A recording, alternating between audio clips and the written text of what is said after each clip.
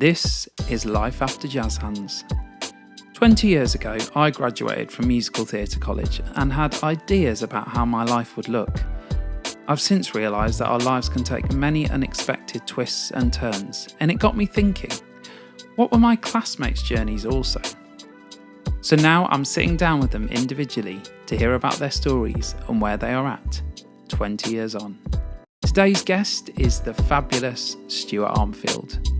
We talk about his journey from Middlesex to musicals to becoming an online creator, and very importantly, one of the faces of representation for gay parents in the UK, and how his journey of being a parent helped him to finally embrace himself for who he is fully. Without further ado, this is Life After Jazz. Mr. Stuart Armfield, welcome. Thank you so much. I'm so happy to be here. Though your mic is very close I know. now. I literally put it on my lips. We were just in mic placement, so I think Stuart's a bit close to his face. Thank you so much for being here. Firstly, it's lovely to see you. Oh, same. I just feel like what I love about our relationship, and I have this with loads of people in like arts ed and the musical theatre world, is that you don't see them for ages, and you see them, and it's like you've never left. Yes. I love that. Nearly everyone says that, so it's so nice that a lot of people feel that way. Yeah. Well, I always want to talk about your journey from your early childhood through to college, through to being a successful musical theatre performer, through to being a businessman, influencer. Well, I don't know how you would even describe yourself now, but I describe it as everything as well. But success is a great word to use. And I also think you're a very happy person, and that's lovely. Oh, thank you so much. Yeah, that's nice. You know, that's what... I feel like we always have been though. Even when we live together, like, are we like? I was a bit more miserable. Yeah, but I quite like winding you up and like cheering you on. But you taught me how to make pasta. That's what I'm so grateful for. Thank you. It's always come in very handy. Has it? Yeah. Okay, brilliant. I hope it tastes good.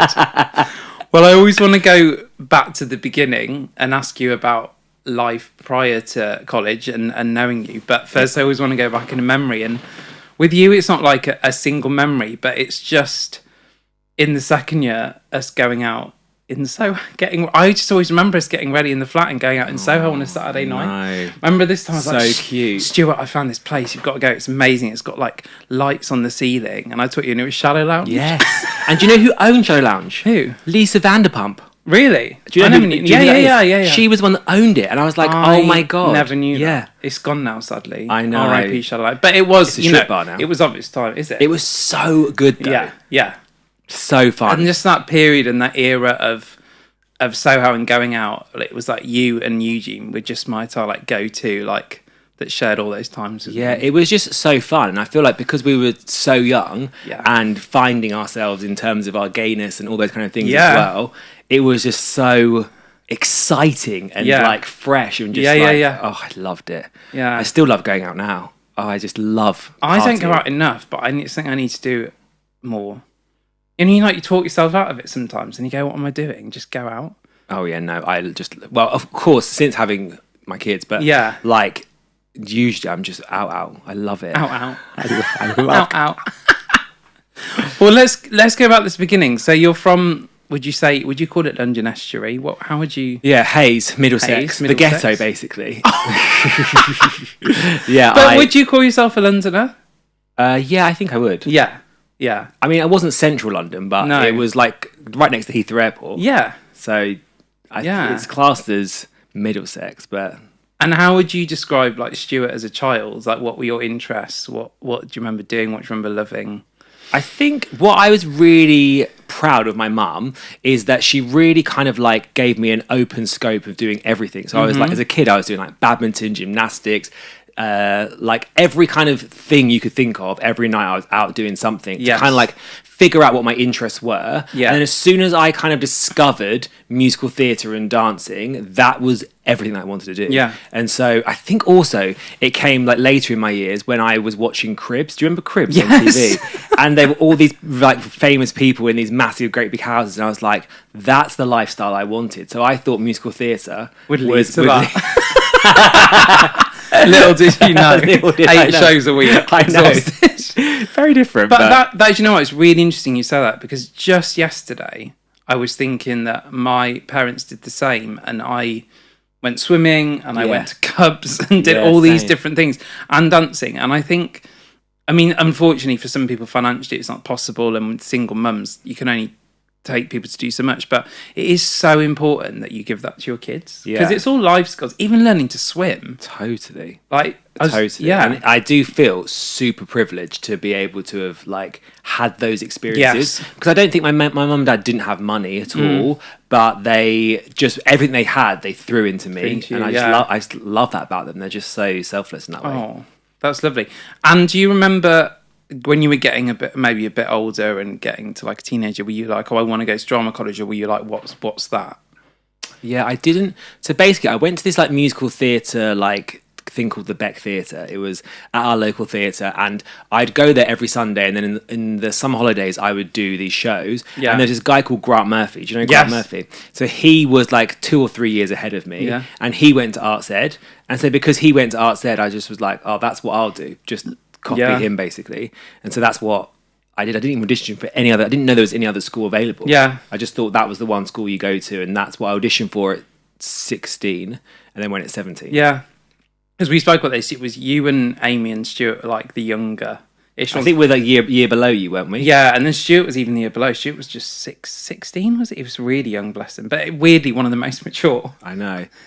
It's interesting. But yeah, I mean, I just turned 18, so I wouldn't say old, but You but definitely wasn't old. I just was, yeah. Well, and also then talking about college, I don't want to focus on it for too long, because Yeah. it's such a like intense personal thing and an amazing time. But if you were to sum up those 3 years, like, how would you? I think those 3 years were the making of me. It allowed me to fully understand who I was and fully start to not fully but accept myself, because being gay back from like where, you know, in my local town wasn't really allowed. No. And so I didn't allow myself to even have those kind of feelings and thoughts. And when Yeah. I went to Arts Ed, I was like, oh my God, I created all of my friendships, my tightest circle, all from that time, because they really allowed me to be who I was. Yeah. And I just appreciated that so much, because I remember when I was like much younger going to like clubs with people that I went to school with,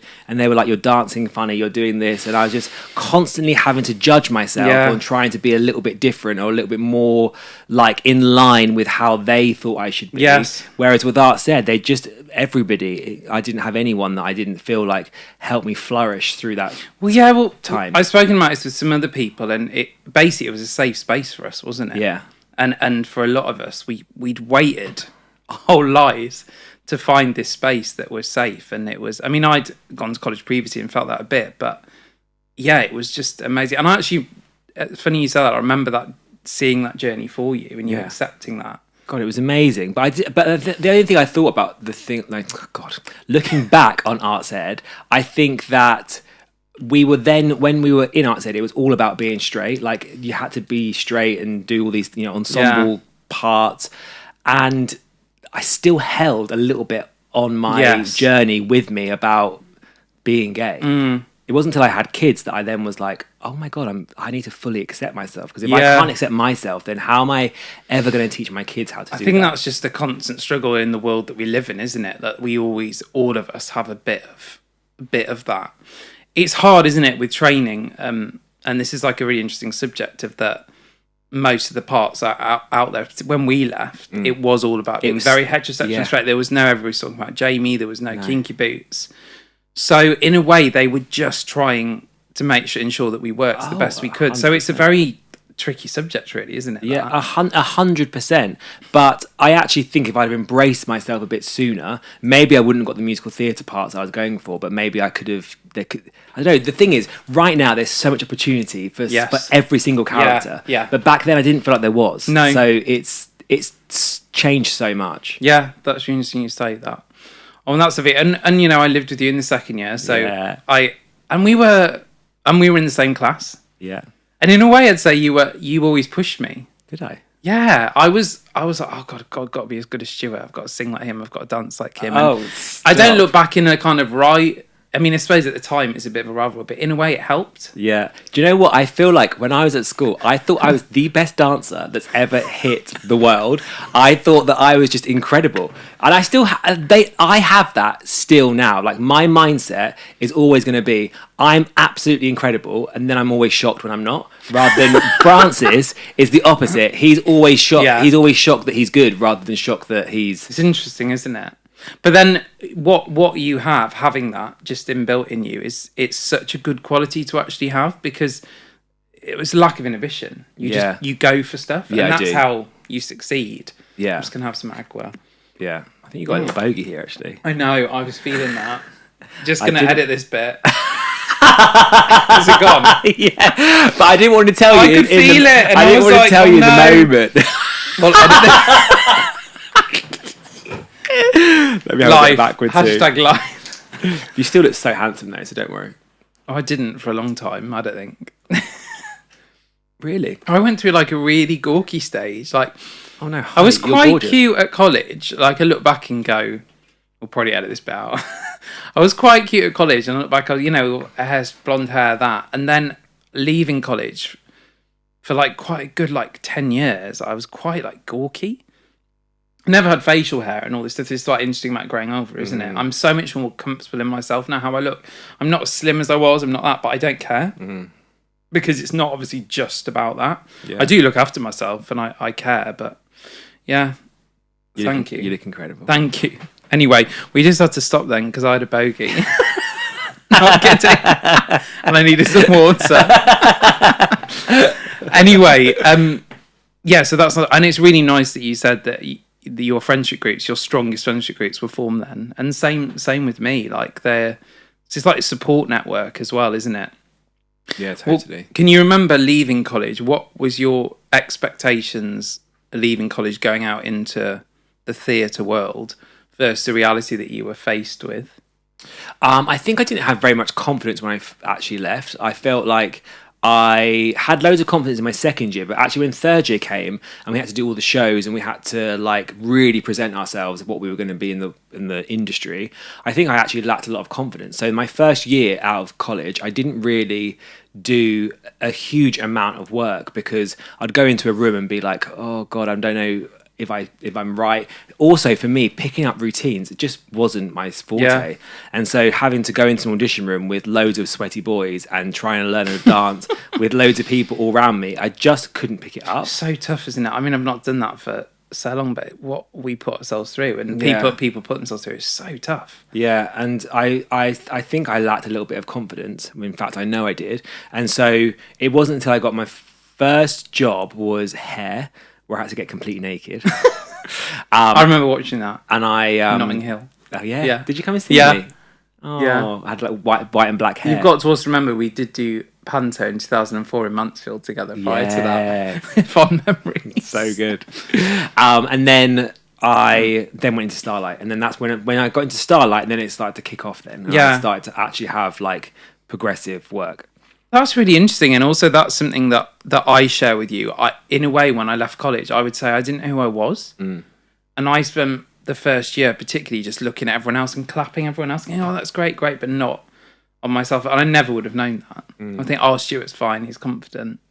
Yeah, no, I did. It was just being in the big wide world, from being in like such a close circle and feeling like we were incredible, to then going out in the big wide world and people were great at auditions, and I wasn't great at auditions situation.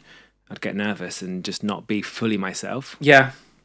And then actually working and doing shows, what do you remember about that? Because, I mean, all I would say is it's just a lot. It is a lot harder than people tell you, and it's not.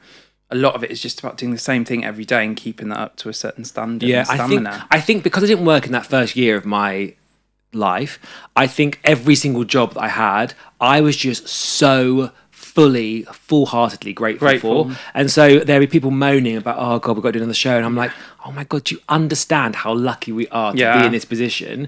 Like, snap out of it, because we literally are 1% of the people that would love to be in this position. Yes. So I was always because of that first year really, always just so beyond grateful that I'd been chosen to be in this show. Yeah. It's very interesting that I've had similar experience in jobs as well, and the more people work, it's awful to say, but the less grateful they are. Yeah, for sure. And it's hard because that's all they know and that's their world. But it is an amazing thing that we get to do, and that's so lovely to hear that you did that. And then what's the hardest thing, and people don't talk about, is the in between times. Yeah, when we have a job and then jobs just suddenly end and you're just left and you're like, that's it. What do you remember about those times? What did you do? What I used to get really frustrated at is that you would go from having something great on your CV and then you're back to square one with everybody else. It doesn't really make much of a difference what you've done. There was no kind of progression in my career, and that I found that really frustrating. So I would say I was in musical theatre for like 8 years, maybe 9, but the progression was always very slow, and then I just was like, where am I going here? So I found that a bit of a challenge. And so mentally, while it was going on, what were you thinking? Were you thinking, I still want to do this and I want to go? Were you thinking, God, I think I want more, I want something else? I remember I did some show, and the director of that show was like, maybe you should start thinking about something you should do alongside your musical theatre career, just so you can have something just to tick along. And I refused to do that because I was like, if I'm just basically all or nothing, and if I'm doing this, I don't want to have a something else that's going to put me off, because I want to fully throw myself at this.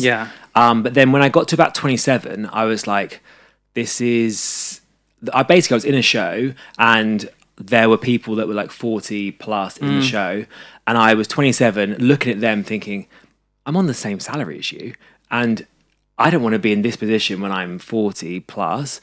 So I've either got to do something different, or I've got to be okay with that life. Because they were all very, in that show, I won't say what it was, but they were all very like frustrated and a bit angry. And I didn't want to be bitter about doing something that I was so passionate about.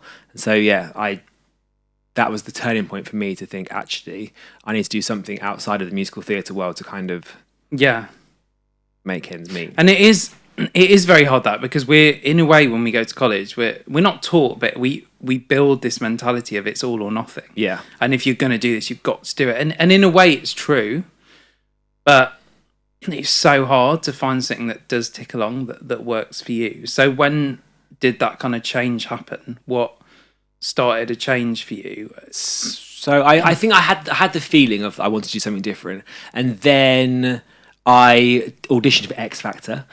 I was in Whistle Down the Wind, and 5 boys from the X Factor, including our MD, auditioned for the X Factor in a barbershop band.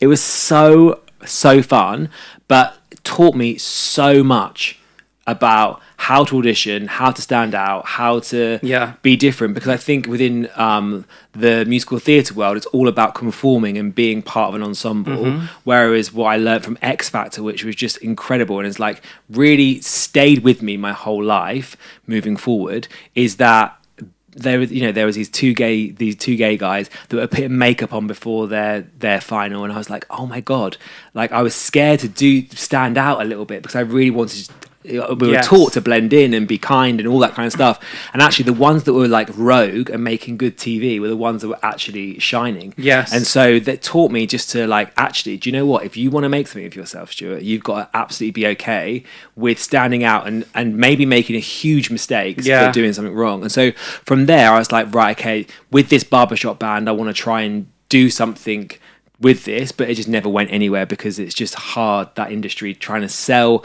a barbershop band to different. It sounds like it's going to be great, but it just was so hard. And then I just started basically selling skincare and nutrition online via Facebook, and then I'd say it just really took off. I was kind of like the original influencer, if that's what you want to call it. I don't know. But like the original kind of person that was like making sales from their social media when no one was really doing that. People were just like doing it just for in person and text and for fun, and I was like, there's a way to make money out of this. And so I really kind of like capitalized on the social media boom, and I wasn't really focused on being an influencer. I was just focused on selling product and selling product and selling product. And I got to a point I was like 10 years into like selling. I was doing so well. Like my life had completely and utterly transformed from me and Francis like met each other. And we were like sharing a 1-bed flat, like tiny in Forest Hill. I just loved it so much. Where Eugene owns now. Yes, he owns it. I love that flat though. Yeah. It was so many happy memories in that flat. And so we were living there. And then from there now, obviously 10 years later, it's just, everything's kind of like changed. But it took, I mean, you kind of sped that along, but I know for a fact you grafted in your work because you were still doing...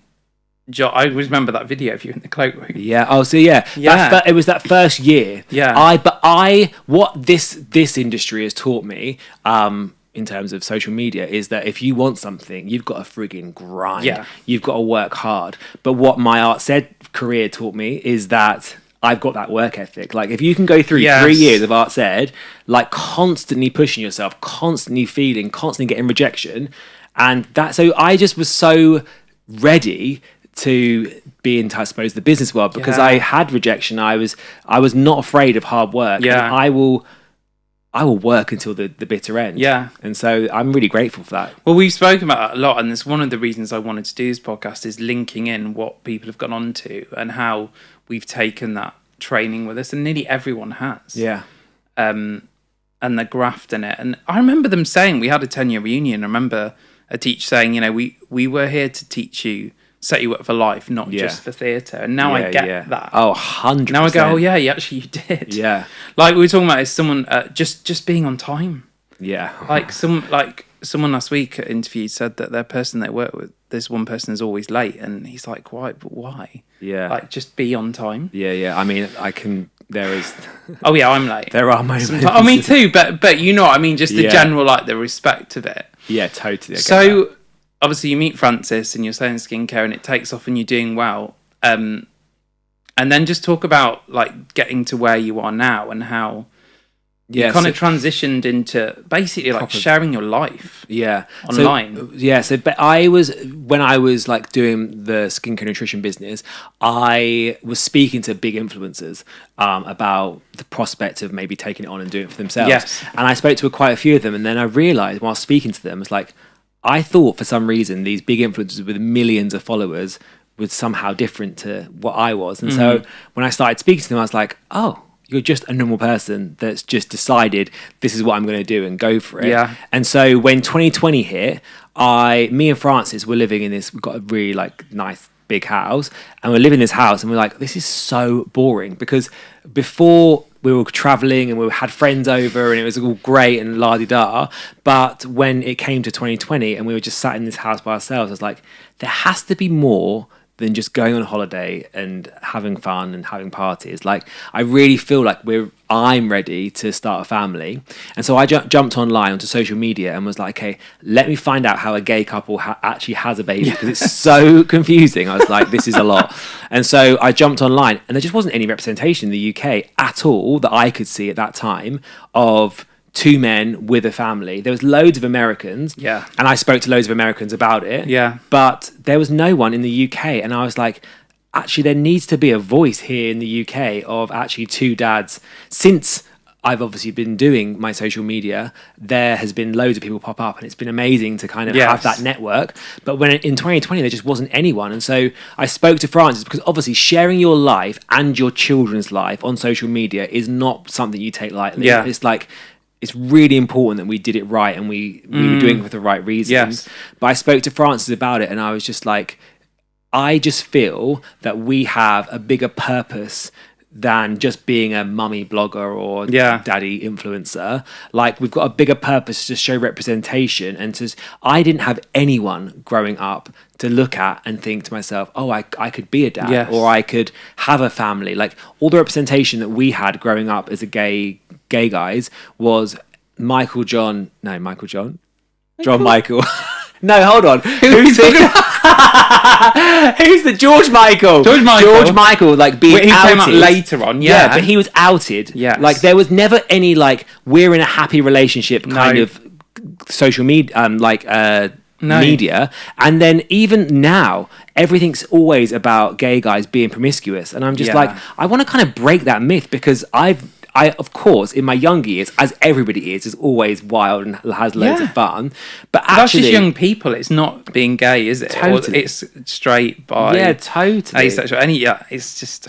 But there is just no real on TV or anything representation of two people having a loving relationship, loving each other and wanting a family. And then the first person that I found was Neil Patrick Harris, and I was just fully obsessed with him for like 6 years because he was the person. He had these 2 kids. He had what looked like a really healthy relationship, and I was just like, I love that. And so I just was fully and utterly obsessed with him. And I feel like he also has a great career that he's very respected for as well. Right? So it's not like, and he's not typecast actually that really as well. Yeah, I just absolutely love him. And so he was like on my vision board every year, like 1 year ago with family. And then, so 2020, we decided to go for it and just started documenting the whole thing from the second we said, right, okay, let's go. We found one of our friends had our baby for us. We used an American egg donor, so there's no genetic connection to her. And we just documented everything because I really wanted people to be able to go, how do I do it? Oh, here's a full list of videos here from start to finish on actually how to have a baby.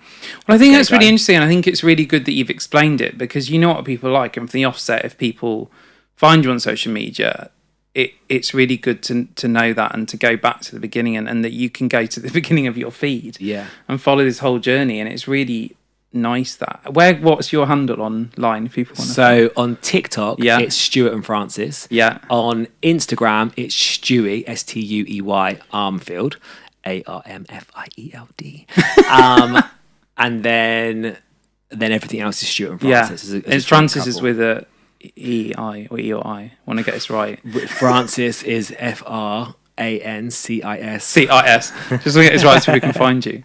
Well, that's beautiful. And it's, you know, it's being a parent is, I'm not, but I know it's a big thing. And I think doing it being a surrogate, it almost adds, people think, oh, in a quite an ignorant way, people go, oh, it's easier. But it's not, is it? Because you're adding a third plus more per person into your relationship, and that's quite a lot, like, because you're adding not just the surrogate, you're adding her whole family because you want everyone to feel included in this process.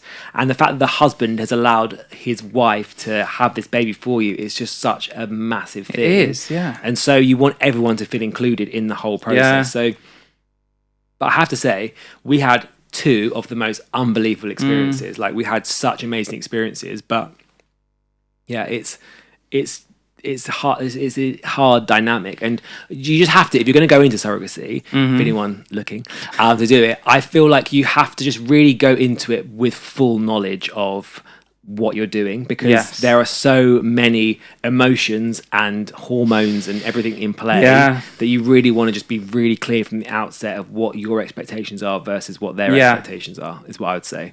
And then just talking about being a dad, I mean, like, you're a dad twice now to 2 amazing kids. What was the experience the first time? Actually, oh my God, we've got this baby now. I just, as soon as I held Rio in my arms, I was like, this just feels so right. Like, I didn't feel scared. I thought I was going to be like, ooh. But it was just felt like, I'm ready for this next era of my life. And so it's just been amazing. And Rio has been such a good child so far. Like, I'm so grateful for him. Like, he's amazing, and he just teaches us so much every single day in terms of patience, in terms of what is it that I want out of my life, because I'm so driven and I'm so like work focused that this has really been able for me to go, actually, this may be half of my life. Maybe I just want to be a good dad. And maybe aggressive, hardcore work like I've been doing for the past 10 years isn't my priority in this section of my life. Yeah. But then there's obviously other parts of me that are like, right, why am I not Kim Kardashian? Because you're not. It's Stuart Armfield. I know. But I prefer you to Kim Kardashian now. Oh, do you? I love Kim. I love Kim. And what other things I mean, you were obviously a successful musical theatre performer. Do you feel like, is it something, because I say this in every single one I do, like, I hate anyone saying, oh, have you given up now? Yeah. But Would you ever, is something you'd consider returning to in the future, or you just feel like, oh, I did it and I left it? It's so interesting you're saying this, because I don't ever feel like I've left. Like, Yes. musical theatre is my identity. I go and see musicals all the time. I just love being theatrical. Yeah. And so I really feel like I've got an amazing balance right now. So when I was in musical theatre, it was all musical theatre and no business. Then I went to like a few years of just like proper business, speaking at events, which made me fulfill my kind of like theatrical events. Like, I spoke in front of like 15,000 people like, at some events, which was incredible. So that really made me feel like I was still living my musical theatre life. But now I've got such a good mix, because I, obviously being the content creator, working with brands, coming up with ideas, finding out how to kind of like get the best out of our channel and helping them get the best out of theirs. I was doing a Pampers campaign, actually. Oh, this will come out later. I was doing a campaign this morning on the way here, and it's just so exciting, because I'm just like, okay, they want this, and then I create the idea for them, and then we use a videographer and like make it like a proper thing. And I just absolutely love the creative side of that. So although I'm not in a musical theatre show, I still feel like I'm performing. Yeah, because you're getting to be creative. I'm getting to be creative in front of millions of people, and I just absolutely love it. It's so interesting to say, because I think, I wouldn't say I'm behind you, but the last 2 years of my life have been business. And I started to feel a bit unhappy. And I was like, why am I unhappy? It's because I wasn't being creative. Yeah. And as soon as I started to do things like this again and write and do other things, I was like, God, we have to feed that part of ourselves, don't we? This will never leave me. Yeah. Unfortunately, I was speaking to Nicola Wills, who as well, we're both the same. Like, it is inbred in me that I have to perform in some capacity. Even if it's just speaking about business or whatever, I have to be able to have that outlet. Otherwise, I'm just... Grio said we all have this thing, and he said, I heard another podcast, that we've all got the show-off gene. Yeah. There's a show-off gene. We've all got it, and that all needs to be fed a bit. But also, what I think also is that when we were younger, we had this amazing vision for our lives, that we would be in musical theatre, that it would be bright lights, it would be that. And then I think what happens to a lot of people going through life is that they lose vision of what's important to them. Okay. And then I feel like people then just like feel depressed and get sad and whatever. But what I've always done is have huge vision for my life, and always kept the vision so strong. So when I was doing my business, it was always focused on vision casting. And then now I'm in this kind of like creator space. It's like for me, like I'm the real big vision caster, and France is the one that then does everything day to day. So he's like doing all the content creation. So together as a team, it's so good, because I kind of like go, okay, in the 3 years I want us to be here, and he then goes, okay, if you want to be there, well, I want us to be there, then we'll do this to get there. So together, it's just been such a great partnership. And so it's really great to listen to, and this is really, I mean, anyone listening, I think it is really good advice to know, and I've never heard someone put it that way, but it's so true. Yeah, I just think having vision is the most important thing. Yeah. Because it gives you hope. And when you've got hope, like sadly my dad passed away from cancer, but his last year of his life was the best year, I think, ever, because we had so much hope in our bodies, all of us, that he was going to get through it. And when he didn't, we were all really sad. But actually the year of like, go, and I was like, come on, Dad, we can do this. And that hope has never left me. I thought to myself, if I can just instill hope in my children to keep going no matter what, then you don't get depressed, you don't feel sad, because you've got this hope that something bigger and better is going to happen. Okay. That's what I say. So great, Stuart. I love hearing this. Really nice to hear today.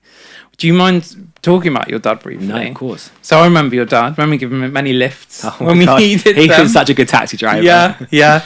But also, just like obviously the perspective of that, and it's happened to many people that we've gone to college with, and it's a shared experience for a lot of people. But that's so lovely that you say that, and you had that hope in the year. But what perspective did that give you? Just when he died, and also and the just having to live through that, and also then taking that on to being a parent yourself. Yeah, I think it was the main reason why I said in 2020. My dad died just before COVID, and I then went through COVID and felt really sad and really obviously going through the grieving process.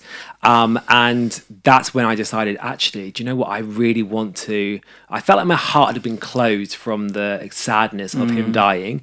And I just really wanted to reopen my heart again. And I felt like having a family would be able to do that. And it really has for me personally, because it was just, I think, obviously, with COVID, everything was heightened and everyone was probably a little bit down. Yes. But with going through the grieving process, whilst being able to not go out, not see anyone, not really speak to people, it just really, I went from having this life where everybody was around me and I was constantly like having fun to literally, nothing. And I just really, I found it really difficult. Yeah. Bless you.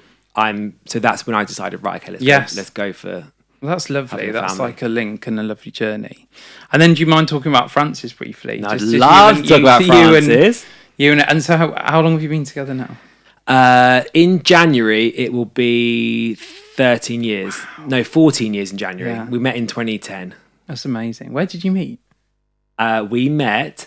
So I've met him so many times. It's so strange. It was like obviously meant to be. But I was on tour with the Rocky Horror Show, and then I had a friend called David who I'd done the Mikado with a few months before, and I was Skyping him.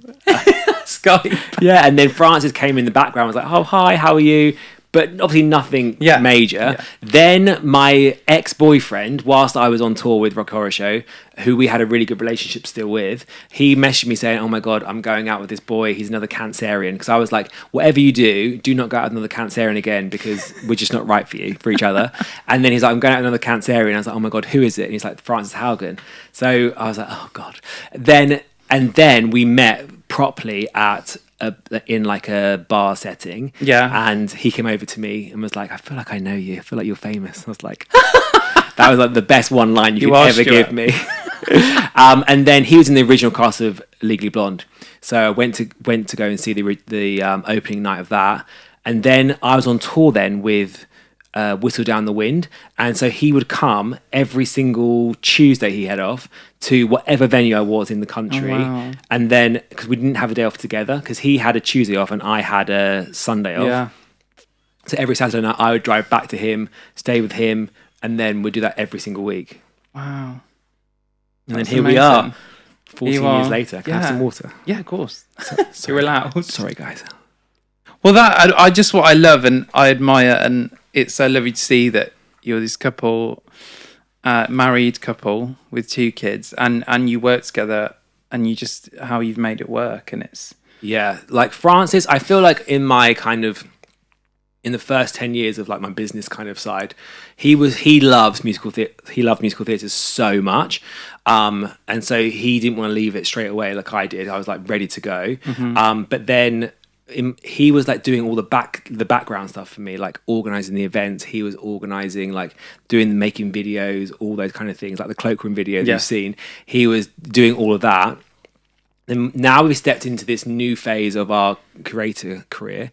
He's really like stepped up, and it's been amazing. Like we really feel like we're a massive partnership now, and it's so nice working with him. Like we are so lucky that we get on so well. We're so similar but so different. Like we all love the same things, but our characters are just polar opposite. Yeah. So it works really, really well. Yeah, of course it does. That's lovely. Well, thank you for sharing that, because I think it's such a big part, but it's really lovely to see. Want to just kind of rounding it off, going back to college and being like, if you were to go back now and to say 17-year-old Stuart on his first day of Arts Ed, what would you say to him now? I think I would say to myself, like, lean into your gayness. Is what I would say. Like I said before at the beginning of this podcast, I've really kind of like tried to steer away from it constantly, because I felt like it was a hindrance rather than a power. And I honestly believe right now, this is my superpower. This being gay and being fully myself, being flamboyant, being all the things that I fully am. Yeah. As long as I'm true to my core and not making it like a show. Yeah. Like, I think just fully lean into being gay is what I would say, because Yeah. I just felt like that held me back so much throughout my life, because I was always constantly trying not to show myself fully because of fear of what someone would say, or maybe not get cast, or not do that. And yes, things have changed so much since then. But I just feel like now, especially now in this day and age that we're living in right now, this is the most exciting time in life for someone like us that maybe didn't have the contacts to get them into all these big shows just to start with. We create that for ourselves now. Yes. And I feel like this is just so exciting. Like, all those dreams that you had as a kid, you can actually make happen by yourself. I agree, and I think that's such a good point to say, because it's still hard for a lot of people, and there's still a lot of stuff going on. But the fact that we can do it ourselves now, which you have done, and put it out there, it's so exciting. I just wake up so excited, because it's just like, like back in the day when we were auditioning, it was like I used to wake up going, today could be the day that my agent calls me and I get a job. Like, it could be the day. Like, I haven't had any auditions for months, but today could be that day. And I wake up now going, today could be the day where I make a video that goes absolutely viral. And it's down to me rather than waiting. And I just find that so empowering. I love it. And I think that's what it's all about. I always say to people now, like, people that are struggling and are sat back and go, oh, I just not getting a job and I just wanted this. It's like, create. Yeah. Like, write a show. Yeah. Write this, write that. We all have this power in us. 100%. And it's only us that are stopping us doing it. Yeah, totally. And it's just, as I say, it's so exciting. And like doing this podcast today, like it's so exciting that we can actually do this. Like when we left dead, like this wasn't how would we have done this? No. Yeah. And also, like, back in the day, people were like, oh, no one's interested in that. And I think because there are so many podcasts and there are so many different podcasts, when people were a bit cynical about me doing this and going, oh, but you're just interviewing people in your year at college, I was like, yeah, because everyone is interesting and everyone's story is interesting. And I love, because people will always, whenever you start anything new or try and do anything out of the box, people are always going to discourage you. It's so strange. Yes. I'm like, for me, in my personality type, I'm like, you're going to frigging be number one. You're going to absolutely smash it. Like, I don't have a single doubt. As long as you can frigging make this happen, you can, and you keep going, because consistency is the key, right? Absolutely. You can absolutely make a huge podcast out of this. So I'm excited for you. Thank you. Yeah, and there's so many, I was thinking about it, there's so many ways it can go. Like, I'm not going to interview people that were just in our year at college forever, but it's what I know. Yeah. And it's what I care about. And you're a great interviewer. Oh, thank you. I have to say, I'm really impressed. Thank you. I really am. I think you're great. Well, I love to talk, so it helps. It's great. But I love to listen as well, and I genuinely believe that everyone's story, as I say, is really interesting, and everyone has a voice, no matter what they're doing. And I want to show the difference and actually the variation, of what people are doing. Anything else you want to add? Just your hair is still so incredible. Well, no, it's better now. I remember I used to straighten it and dye it. Oh, you've just kept your hair so well. I'm 5-minute conversation on the podcast last week with Grio about our hair, about what products we use, because he used to straighten his hair, and he's got curly hair. I used to love those straighteners though. And like, I remember I had those massive spikes. I think if there's like a running theme of the podcast that's mentioned every podcast, it's straighteners. What, being straight or gay? No, straighteners. Oh, straighteners. I think that's all these straighteners. No. I feel like this podcast has been very much talking about being gay, which is really interesting. No, but it's nice. But it's it was a massive thing, and that's what, in a way, you'd say that, but it's one thing that bonded us. Yeah, I just feel like I found my gayness over these since having my kids. I didn't realise, this sounds so strange, but because I only surrounded myself with girls, I didn't realise that I was actually gay. And so they would talk about their boyfriends, and I'd talk about my boyfriend. And it didn't seem weird at all. And then we started having a family, and it's like, oh my God, we're actually gay, and we've actually need to have a voice in this space. But that's also nice, because it means that within your friendships groups, it didn't matter what you were. Accepted, I'm so blessed with the incredible people. And so nice. And I'm so pleased you still got that support network of group of friends, of people that I will all interview all of them as well. Yeah, great. But thank you so much. Numbers. Yeah, can I have a hug? Yeah. Without the microphone. Oh, my darling. You go. Thank you, Stuart. Oh, that's so nice. I think this is cashmere. It's very soft. It? I don't know. I just like it. I might steal it. It's from H&M. Oh, Oh, that was nice, and it was a really nice like time. What? Because I don't How think do you know barely the time? because of that. Because we started about